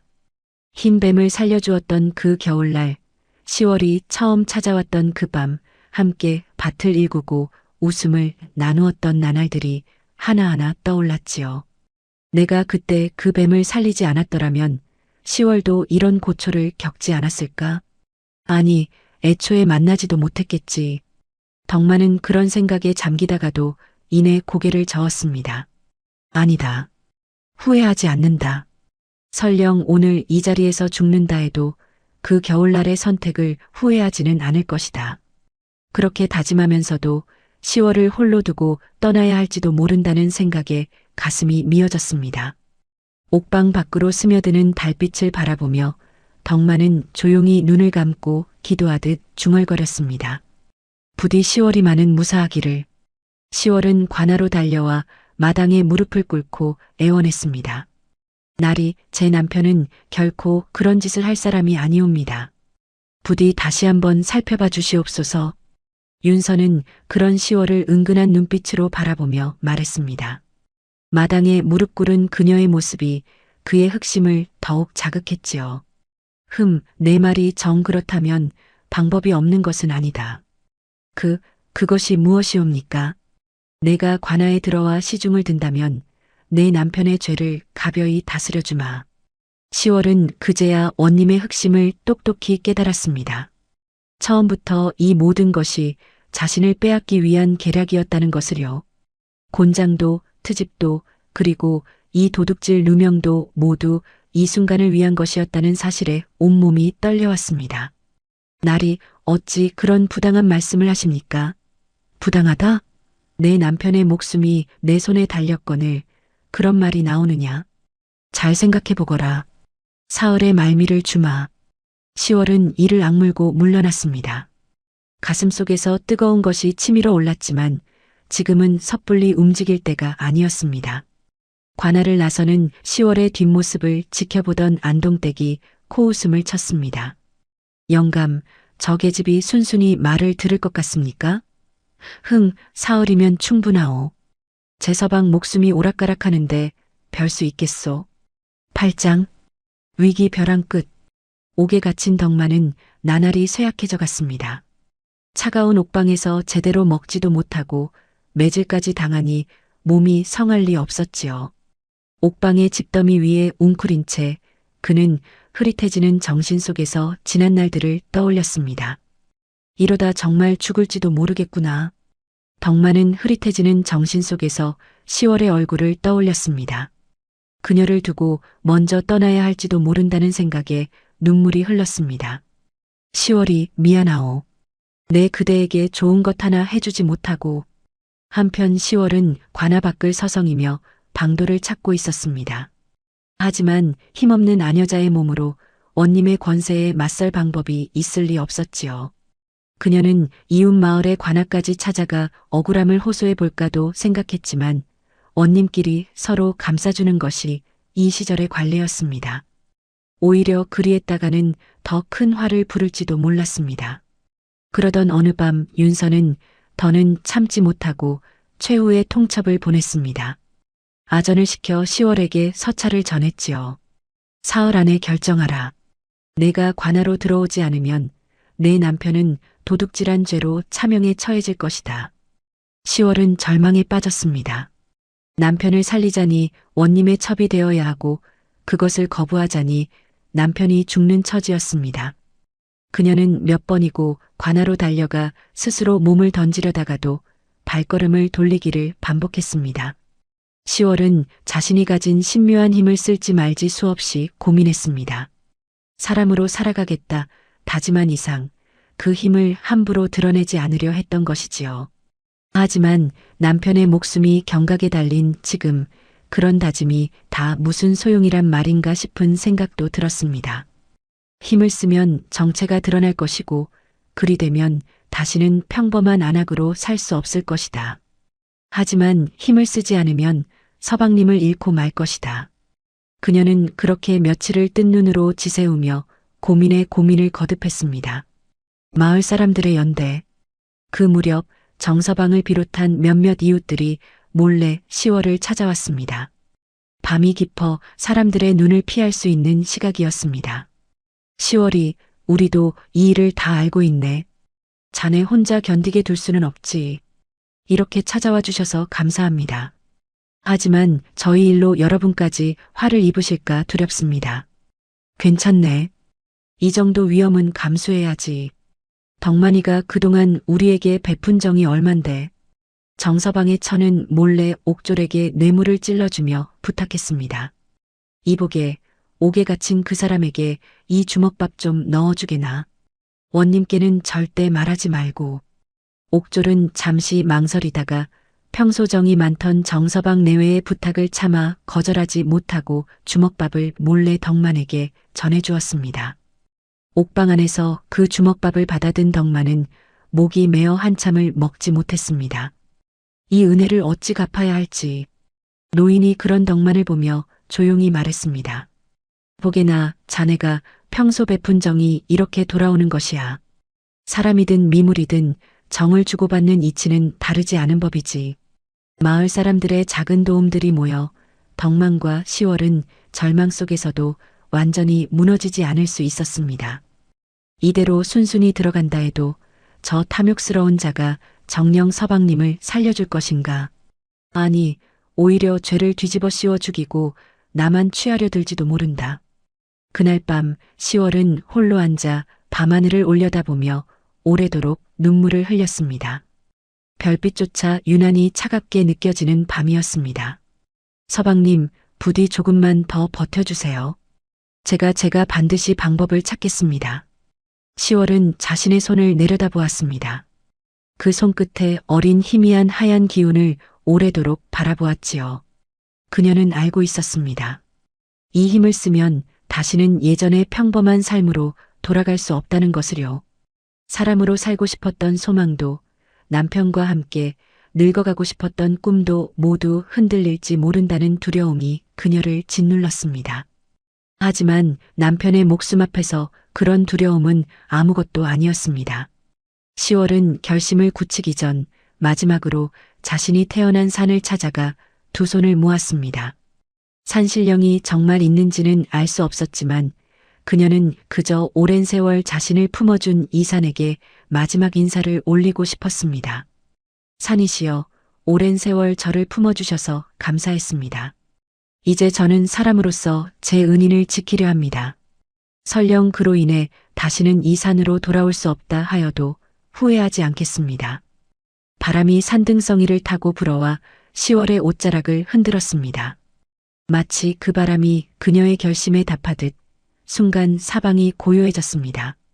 10월은 그 고요함 속에서 오랜만에 평온함을 느꼈습니다. 그래, 이제는 밝혀야 할 때가 왔구나. 은혜를 갚기로 결심했던 그 순간부터 이미 각오했던 일이 아니던가. 그리고 그녀는 마침내 결심했습니다. 더는 자신의 정체를 숨길 수 없다는 것을요. 9장 반전의 결일 흰 뱀의 화신. 10월은 야심한 밤 홀로 뒷산으로 향했습니다. 그녀가 처음 덕만에게 구조받았던 바로 그 바위 틈이었지요. 눈은 그새 녹아 있었지만 그 자리의 공기만은 그날처럼 서늘했습니다. 10월은 품에서 작은 흰 옷가락지를 꺼내 손에 쥐었습니다. 그것은 다름 아닌 얼어 죽어가던 시절 벗겨진 자신의 비늘한 조각이 변한 물건이었습니다. 그녀는 이것을 늘 몸에 지니고 다니며 자신이 누구인지를 잊지 않으려 했지요. 이제는 밝혀야 할 때가 왔구나. 10월의 몸에서 서서히 하얀 빛이 뿜어져 나오기 시작했습니다. 빛은 그녀의 몸을 감싸며 소용돌이치더니 바위 틈 사이사이로 스며들어 마치 그날 겨울의 눈빛을 다시 불러오는 듯 했습니다. 산속의 나무들이 일제히 술렁였고 잠들어 있던 산새들이 놀라 푸드덕 날아올랐습니다. 멀리서 늑대의 울음소리가 길게 울려 퍼졌다가 이내 잦아들었지요. 한참을 그렇게 빛나던 10월의 몸이 서서히 진정되었습니다. 그녀는 다름 아닌 그의 겨울 덕만이 목숨을 걸고 살려주었던 바로 그 흰 뱀의 화신이었던 것입니다. 그날 나를 살려주신 그 은혜를 저는 단 하루도 잊은 적이 없습니다. 이제 그 은혜를 갚을 때가 왔습니다. 10월은 신묘한 기운을 끌어모아 밤길을 나섰습니다. 그녀의 발걸음이 스치는 곳마다 얼어붙었던 겨울풀들이 잠시 파릇하게 되살아났다가 다시 쓰러지곤 했습니다. 관아로 향하는 길, 10월은 몇 번이고 걸음을 멈추고 뒤를 돌아보았습니다. 정든 초가지붕과 마당의 우물, 그리고 함께 가꾸었던 작은 텃밭이 달빛 아래 고요히 잠들어 있었습니다. 어쩌면 이것이 이 집을 보는 마지막 순간일지도 모른다는 생각에 그녀의 발걸음이 잠시 무거워졌습니다. 하지만 곧 마음을 다잡고 다시 걸음을 재촉했습니다. 서방님을 살릴 수만 있다면 그것으로 족하다. 이튿날 윤서가 정한 사흘째 되던 날이었습니다. 10월은 관아 대문 앞에 홀로 나타났습니다. 흐트러짐 없는 걸음걸이와 담담한 표정이었지요. 날이 소첩이 나리의 뜻을 따르러 왔사옵니다. 다만 한 가지 청이 있사옵니다. 오호 그래. 무슨 청인지 말해보아라. 제 남편을 이 자리로 데려와 주시옵소서. 마지막 인사는 나누게 해주소서. 윤서는 흡족한 웃음을 지으며 그리하라 명했습니다. 이제 다 됐다는 승리감에 취해 그는 10월의 눈빛이 심상치 않다는 것을 눈치채지 못했습니다. 곁에 있던 안동댁조차 10월의 담담한 표정을 보고는 그저 체념한 것이려니 여겼을 뿐이었습니다. 덕만은 옥에서 끌려나와 관아 마당에 쓰러지듯 앉혀졌습니다. 몸은 뼈만 남을 지경으로 야위어 있었고 얼굴은 핏기 하나 없이 창백했지요. 그 모습을 본 10월의 눈에서 눈물이 흘러내렸습니다. 서방님, 가까이서 보니 상황은 10월이 생각했던 것보다 훨씬 심각했습니다. 덕만의 입술은 바싹 말라 갈라져 있었고 손목엔 오랏줄 자국이 검붉게 남아 있었습니다. 10월은 그 모습에 가슴이 찢어지는 듯 했지만 애써 침착함을 유지하며 그에게 다가갔습니다. 10월은 덕만에게 다가가 조용히 그의 손을 잡았습니다. 그러자 놀라운 일이 벌어졌습니다. 10월의 손끝에서 흘러나온 하얀 기운이 덕만의 몸으로 스며들더니 죽어가던 그의 낯빛이 서서히 돌아오기 시작한 것입니다. 감겨있던 그의 눈이 서서히 뜨였습니다. 10월이? 이게 대체 무슨... 윤서와 병졸들은 그 광경에 넋을 잃었습니다. 마당에 모여든 관아의 사람들도 소문을 듣고 몰려나온 마을 사람들도 모두 숨죽인 채 그 모습을 지켜보았습니다. 10장 반전해결 이만천하에 드러난 진실. 그 광경을 지켜보던 안동댁이 참지 못하고 앞으로 나섰습니다. 저 요망한 계집이 무슨 요술을 부리는 것이냐? 여봐라, 당장 저 계집을 붙잡아라. 안동댁의 날카로운 외침에도 병졸들은 선뜻 움직이지 못했습니다. 그들 역시 방금 눈앞에서 벌어진 신묘한 일에 넋을 잃고 있었으니까요. 10월은 안동댁을 향해 천천히 고개를 돌렸습니다. 그 눈빛이 어찌나 서늘했던지 안동댁은 저도 모르게 한 걸음 뒤로 물러서고 말았습니다. 마님, 소첩을 잡으려 하시기 전에 먼저 나리께 여쭤보시는 것이 어떻겠습니까? 그동안 나리께서 소첩을 어떻게 대하려 하셨는지를요. 뭐라? 안동댁이 당황한 눈빛으로 윤서를 돌아보았습니다. 윤서는 차마 아내와 눈을 마주치지 못하고 고개를 떨구었습니다. 그 모습만으로도 안동댁은 모든 것을 짐작할 수 있었습니다. 영감, 설마 정말로 저 계집을... 부인, 그것이 아니라... 안동댁의 얼굴이 분노와 배신감으로 불그락푸르락해졌습니다. 하지만 이미 엎질러진 물이었지요. 10월은 자리에서 일어나 윤서를 정면으로 바라보았습니다. 그녀의 눈동자가 뱀의 것처럼 서늘하게 빛났지요. 나리, 소첩의 정체를 알고 싶으십니까? 뭐라? 소첩은 사람이 아니라 겨울산에서 얼어 죽어가던 흰 뱀이었사옵니다. 이 사람, 덕만이 제 마지막 곡식을 나누어 저를 살려주었지요. 그 은혜를 갚고자 사람의 몸을 빌려 이 집에 온 것이옵니다. 관아에 모인 사람들이 술렁였습니다. 세상에, 저 여인이 뱀의 화신이었다니. 그러고 보니 그 집 살림이 그리 빨리 나아진 것도 다 그런 연유였구먼. 나는 예전부터 뭔가 남다르다 여기긴 했네만 설마 이런 사연일 줄이야. 여기저기서 놀란 탄성과 수군거림이 끊이지 않았습니다. 하지만 누구 하나 10월을 두려워하거나 배척하는 기색은 보이지 않았습니다. 오히려 그동안 10월이 베풀어온 정성과 선행을 떠올리며 그녀에 대한 존경심이 더욱 깊어질 뿐이었습니다. 10월은 계속해서 말을 이어갔습니다. 그녀의 목소리는 차분했지만 그 안에는 억누를 수 없는 분노가 서려 있었습니다. 그런데 나리께서는 어찌하셨습니까? 은혜를 갚으려는 이 집의 살림이 나아지는 것을 시기하여 없는 죄를 만들고 죄 없는 사람을 곤장치고 옥에 가두고 급기야 남의 아내를 탐하려 하셨지요. 그동안 나리께서 백성들의 쇠곡을 부풀려 착복한 것도 소첩이 모를 것이라 여기셨습니까? 10월은 품에서 무언가를 꺼내 마당에 던졌습니다. 그것은 다름 아닌 윤서가 몰래 관아곡간에서 빼돌려 덕만의 집에 숨겼던 곡식 자루의 표식이었습니다. 자루에는 관아의 인장이 선명히 찍혀 있었지요. 이것이 바로 나리께서 직접 명하여 훔쳐낸 관아의 곡식 자루이옵니다. 나리께서 저지른 도둑질의 증거이지요. 그 밤 이 일을 행한 아전에게 물어보시면 될 일입니다. 10월의 그 말에 마당 한 구석에 서 있던 아전의 얼굴이 새하얗게 질렸습니다. 그는 이미 마음속으로 이 죄책감을 견디지 못하고 있던 터였습니다. 저는 나리의 명을 따랐을 뿐입니다. 나리께서 그날 밤 곡식을 빼돌려 나무꾼의 집에 숨기라 명하셨습니다. 아전이 그렇게 실토하자 마당은 삽시간에 아수라장이 되었습니다. 저것은 윤서의 얼굴이 하얗게 질렸습니다. 그가 미처 손쓸 틈도 없이 마침 순찰을 돌던 암행어사의 행렬이 관아 앞을 지나가고 있었습니다. 이 고을의 원님이 탐관오리라는 소문을 듣고 은밀히 살피러 왔던 참이었지요. 암행어사는 본디 며칠 전부터 평민행색으로 이 마을 저 마을을 둘러보며 민심을 살피고 있었습니다. 주막에서 만난 나그네들에게 넌지시 이 고을의 사정을 물었을 때 하나같이 원님의 탐악을 두려워하며 말을 아끼는 모습에 이미 심상치 않음을 눈치채고 있던 터였습니다. 필시 무언가 골마 있구나. 오늘 직접 살펴보아야겠다.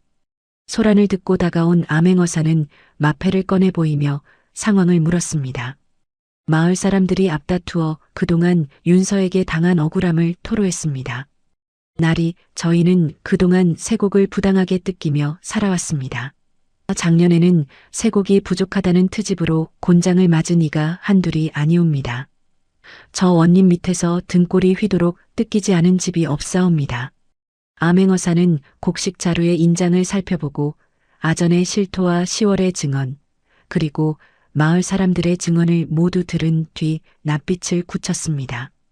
이는 명백한 관아 재물의 착복이며 죄 없는 백성을 무고하게 옥에 가둔 대제로다. 게다가 남의 아내를 겁박하여 취하려 했다니 이는 그 죄가 결코 가볍지 않다. 여봐라, 저 원님을 포박하라.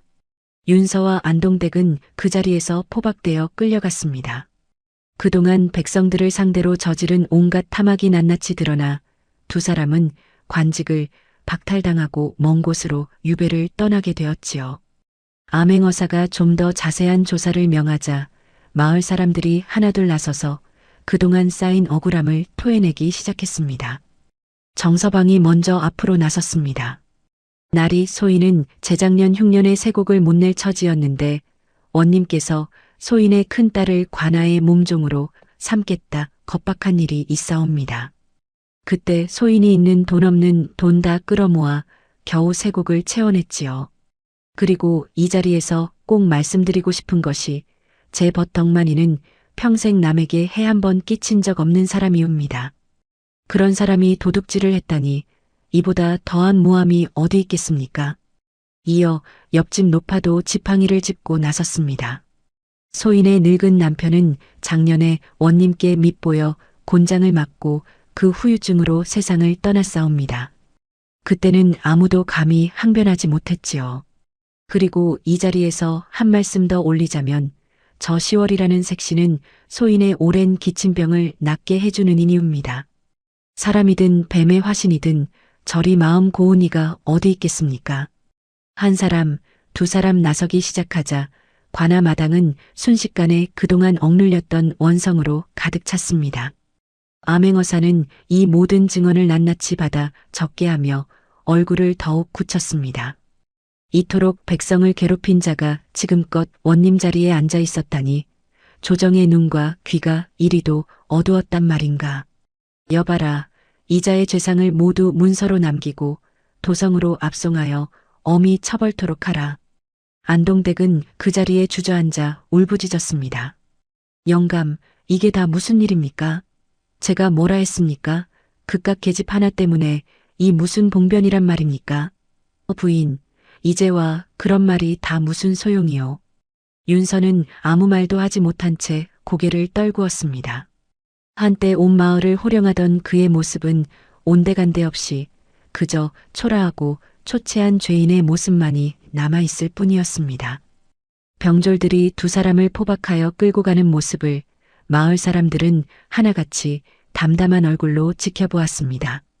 그동안 쌓인 원한이 컸던 만큼 통쾌함보다는 오히려 씁쓸함이 앞서는 얼굴들이었습니다. 마을 사람들은 그제야 참았던 숨을 몰아쉬며 환호했습니다. 드디어 저 탐관오리가 벌을 받는구나. 덕만이 내외가 이런 은혜를 입다니 하늘도 무심치 않으셨어. 그나저나 시월이가 뱀의 화신이었다니 참으로 놀라운 일일세. 훗날 들려온 소식에 따르면 윤서와 안동댁은 도성으로 압송되어 재산을 모두 몰수당하고 머나먼 변방으로 유배를 떠났다고 했습니다.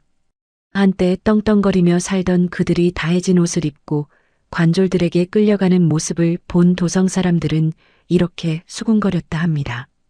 저것 보게 남의 것을 빼앗아 쌓은 재물이 결국 이 꼴이 되는구먼. 그러게 말일세.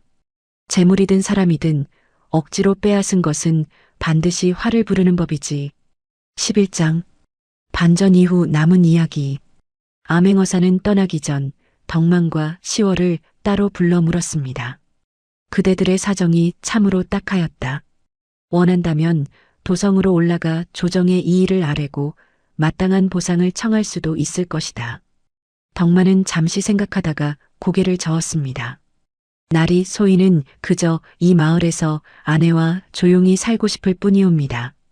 큰 보상보다는 새로 오실 원님께서 백성을 아끼는 분이시길 바랄 뿐이옵니다. 암행어사는 그 말에 감탄하며 고개를 끄덕였습니다. 욕심없는 그 마음이 참으로 귀하구나. 내 조정에 아뢰어 이 마을에 어질고 청렴한 원님을 보내도록 힘쓰겠다. 덕만은 문득 옥에서 함께 지냈던 노인이 떠올라 조심스레 청을 올렸습니다. 날이 한 가지 더 청이 있사옵니다. 소인과 함께 옥에 갇혀있던 노인 한 분이 계신데 그분 또한 억울한 누명을 쓰고 반년 넘게 갇혀 계셨사옵니다. 부디 그분의 사정도 살펴봐 주시옵소서. 암행어사는 즉시 명하여 옥에 갇힌 이들의 죄상을 다시 조사하게 했습니다. 조사 결과 노인을 비롯해 억울하게 갇혀있던 이가 셋이나 더 있었음이 밝혀졌고 그들은 모두 풀려나게 되었습니다. 옥문이 열리고 노인이 비틀거리며 걸어 나오자 덕만은 달려가 그의 손을 부여잡았습니다. 어르신, 무사하셨군요. 허허, 자네 덕분에 이 늙은이도 일이 풀려나는구먼. 내 뭐라 했나? 하늘이 무심치 않다 하지 않았나? 노인은 눈물이 그렁그렁한 눈으로 덕만과 시월을 번갈아 바라보며 웃었습니다. 이런 경사가 다 있나? 자네 부인이 그리 귀한 분이셨다니 내 옥중에서도 복을 나눠받았나 보구먼. 덕만은 그 후로도 노인을 친아버지처럼 모시며 지냈습니다. 노인 역시 자식이 없던 터라 덕만 내외를 친자식처럼 아끼며 남은 여생을 함께 보냈습니다. 유배지에서 들려온 소식. 몇 해가 지난 뒤 지나가던 보부상을 통해 윤서 내외의 소식이 마을에 전해졌습니다. 유배지에서도 그 못된 신보를 버리지 못한 윤서는 그곳에서마저 텃세를 부리려다 오히려 그 지역 아전들에게 미움을 사 하루하루를 힘겹게 연명하고 있다는 것이었습니다. 한때 그리 떵떵거리던 사람이 지금은 남의 집 문간에서 밥을 얻어먹고 다닌다지 뭔가. 안동댁도 마찬가지라더군. 곱던 손에 물집이 잡히도록 남의 집 빨래를 해준다던데. 이 소식을 전해 들은 마을 사람들은 저마다 한마디씩 보탰습니다. 거참 하늘이 내려다보고 계시다더니 그 말이 딱 맞구먼. 그러게 말일세. 남의 것을 빼앗아 살던 사람이 결국 남에게 빌어먹는 처지가 되었으니 이보다 더한 벌이 어디 있겠나? 덕만은 그 소식을 듣고도 특별히 통쾌해하지 않았습니다. 다만 조용히 이렇게 말할 뿐이었습니다. 부디 그곳에서라도 마음을 고쳐먹고 남은 생은 죗값을 치르며 살기를 바랄 뿐입니다. 그 말을 들은 시월은 남편의 그런 넓은 마음이 새삼 고맙고 든든하게 느껴졌습니다. 새로운 원님 시대. 그로부터 얼마 후 새로운 원님이 부임했습니다. 그는 윤서와는 정반대로 청렴하고 백성을 아끼는 인물이었지요. 부임하던 첫날 그는 관아 마당에 마을 사람들을 모아놓고 이렇게 말했습니다. 내 이 고을에 온 이상 백성을 자식처럼 여기고 다스릴 것이다. 부당한 세곡은 결코 걷지 않을 것이며 억울한 일이 있거든 누구든 관아로 찾아와 아뢰라. 처음엔 마을 사람들도 반신반의했습니다. 지난 원님에게 하도 대인 터라 새 원님의 말도 그저 거칠애이겠거니 여겼던 것이지요. 하지만 새 원님은 말뿐이 아니었습니다. 그의 여름 가뭄이 들어 벼농사가 시원치 않자 그는 스스로 관아의 곳간을 열어 굶주린 백성들에게 곡식을 나누어 주었습니다. 곳간의 곡식은 백성을 위해 쌓아두는 것이지 원님 혼자 배불리려 쌓아두는 것이 아니다. 그 모습을 본 마을 사람들은 그제야 마음을 놓았습니다. 이번 원님은 참으로 다르구먼. 우리가 이런 어른을 모시고 살게 될 줄이야. 덕만이 내외 덕분에 이런 좋은 세상을 만난 것이 아니겠나? 세곡도 정한 만큼만 거뒀고 흉년이 들면 관아의 곳간을 열어 백성을 구휼했습니다. 마을 사람들은 오랜만에 마음 편히 농사짓고 나무하며 살 수 있게 되었습니다. 몇 해가 지나자 마을에는 활기가 넘쳤고 텅 비었던 초가집들도 하나둘 새 지붕을 얹었습니다. 아이들의 웃음소리가 골목마다 끊이지 않았고 장터에는 물건을 사고 파는 사람들로 북적였지요. 마을 어귀에는 예전엔 볼 수 없던 서당도 새로 생겼습니다. 훈장을 초빙해 아이들에게 글을 가르치니 마을 아이들이 하나둘 글눈을 뜨기 시작했습니다. 예전 같으면 꿈도 꾸지 못했을 일이었지요. 덕만의 딸 설아도 그 서당에 다니며 또래 중 가장 총명하다는 칭찬을 듣곤 했습니다. 저 대가이는 어찌 저리 영특한지 모르겠네. 어미를 닮았나 보지. 시월이가 워낙 총명하지 않은가. 마을 사람들은 저마다 감격하며 말했습니다. 우리 마을에 이런 날이 오다니 참으로 격세지감일세. 다 새 원님과 덕만이 내외 덕분이지. 예전 같았으면 어림도 없었을 일 아닌가. 덕만은 그 새 원님과도 각별한 인연을 맺게 되었습니다. 원님은 종종 덕만을 불러 마을의 사정을 묻곤 했는데 그때마다 덕만은 꾸밈없이 백성들의 형편을 소상히 아뢰었습니다. 자네처럼 정직하고 백성의 사정을 잘 아는 사람이 내 곁에 있으니 참으로 든든하구먼. 원님은 그렇게 말하며 덕만을 마을의 어른으로 대우해 주었습니다. 이후 마을에 크고 작은 다툼이 생기면 사람들은 관아를 찾기 전에 먼저 덕만을 찾아와 중재를 부탁하곤 했습니다. 한 번은 이웃한 두 집안이 밭의 경계를 두고 다툼을 벌인 일이 있었습니다. 양쪽 모두 자기 땅이라 우기며 감정이 격해져 있었지요. 마을 사람들이 덕만에게 중재를 청하자 그는 두 집안의 어른들을 불러 차분히 이야기를 들었습니다. 두 분 다 조상 대대로 물려받은 땅이라 여기시니 감정이 상하는 것도 당연합니다. 하지만 이리 다투다 보면 결국 둘 다 상하는 것은 마음이지요. 옛 지적을 다시 살펴보고 그래도 애매하다면 반씩 나누는 것이 어떻겠습니까? 덕만의 공정하고 차분한 중재에 양쪽 집안 모두 수긍했고 다툼은 원만히 마무리되었습니다. 이런 일이 몇 차례 반복되자 마을 사람들은 덕만을 더욱 신뢰하게 되었습니다. 한편 10월은 자신의 정체가 드러난 뒤에도 여전히 사람의 모습으로 마을에 남아 있었습니다.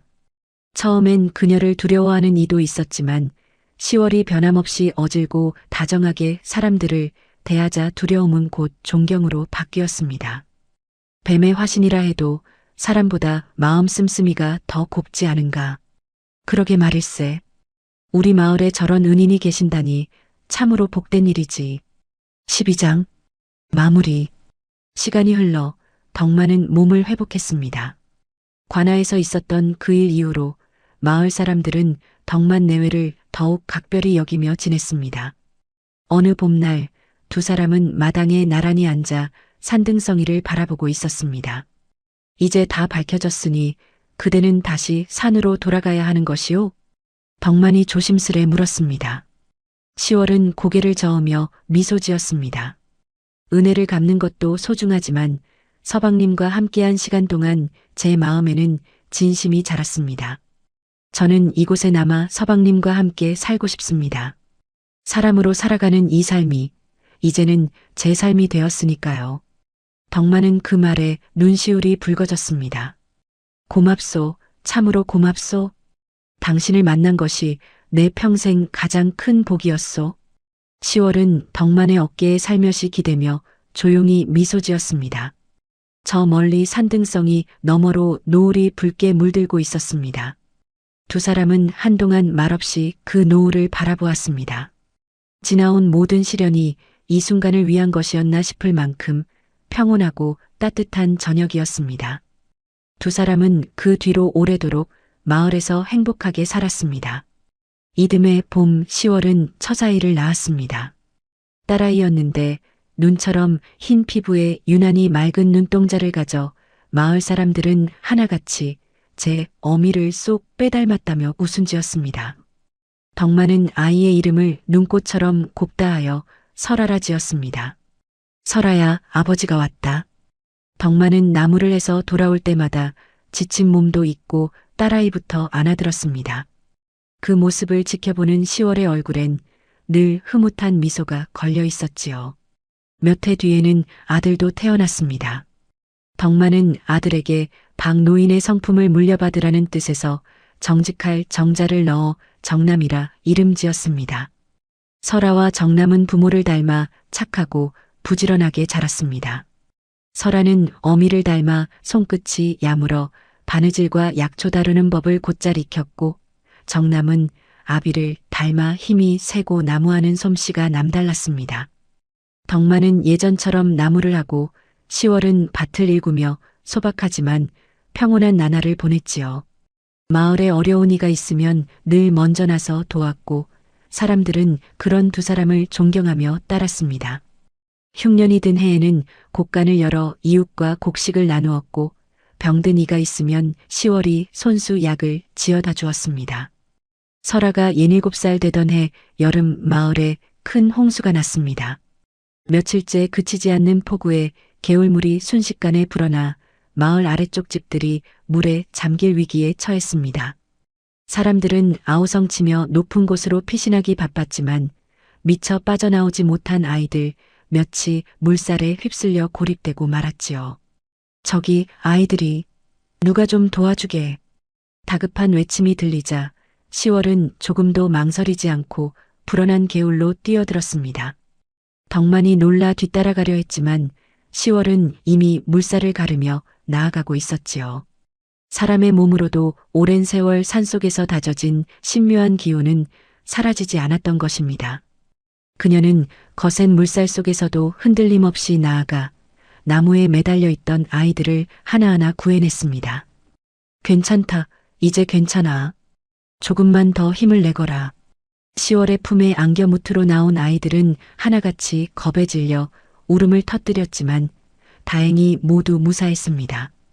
마을 사람들은 그 광경을 보며 다시 한번 10월의 은혜에 감복했습니다. 역시 하늘이 내려주신 분이야.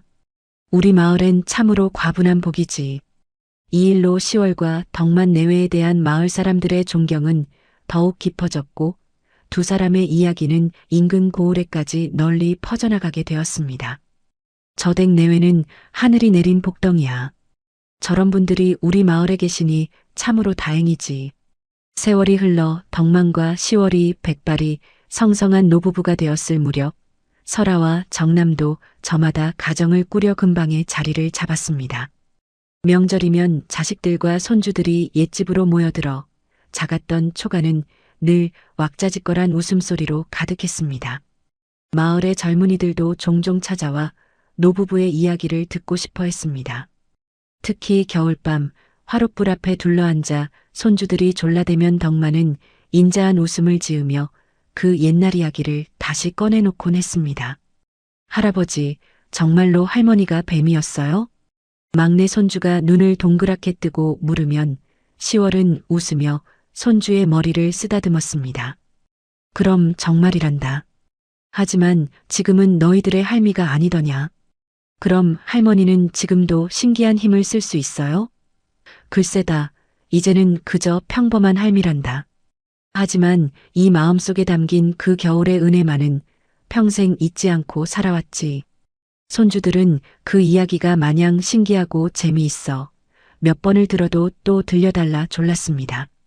덕만은 손주들의 머리를 하나하나 쓰다듬으며 이렇게 말하곤 했습니다. 살다 보면 손해보는 것 같은 순간이 있느니라. 굶주린 배를 채울 곡식 한 줌을 미물에게 내어주는 일처럼 말이다. 하지만 그 마음 하나가 언젠가 반드시 돌아오는 법이니라. 너희들도 살아가며 남에게 베푸는 것을 아까워하지 말거라. 그것이 이 하레비가 살아보니 깨달은 유일한 진리란다. 이 이야기는 오래도록 마을에 전해져 내려왔습니다. 사람들은 산길을 지날 때마다 이렇게 말하곤 했지요. 미물이라도 함부로 대하지 마라. 베푼 정은 사라지지 않고 반드시 제 길을 찾아 돌아오는 법이니. 훗날 사람들은 덕만이 흰뱀을 구해주었던 그 바위 틈을 은혜바위라 부르기 시작했습니다. 지나가는 나그네들은 그 바위 앞에서 잠시 걸음을 멈추고 저마다의 소원을 빌곤 했습니다. 어려운 처지에 놓인 이들은 특히 그 바위를 찾아와 손을 모았는데 신기하게도 그 뒤로 좋은 일이 생겼다는 이야기가 하나둘 전해지면서 은혜바위는 인근 고을에서도 제법 유명한 명소가 되었습니다. 저 바위에 손을 모으면 소원이 이루어진다더라. 그럴만도 하지. 그 바위 덕에 나무꾼 내외가 저리 복을 받지 않았나? 세월이 아무리 흘러도 그 산골 마을 사람들은 겨울이 오면 눈밭에 지친 짐승이나 사람이 있는지 한 번 더 살피는 마음을 잊지 않았다고 합니다. 그렇게 흰 뱀과 나무꾼의 이야기는 오늘날까지도 그 산골 마을에 전설처럼 전해지고 있습니다. 다음 영상을 빠르게 만나보시려면 좋아요와 구독을 눌러주세요. 지금 화면에 나오는 더 재미있는 영상들도 함께 해주세요. 그럼 모두 행복한 하루 보내세요. 감사합니다.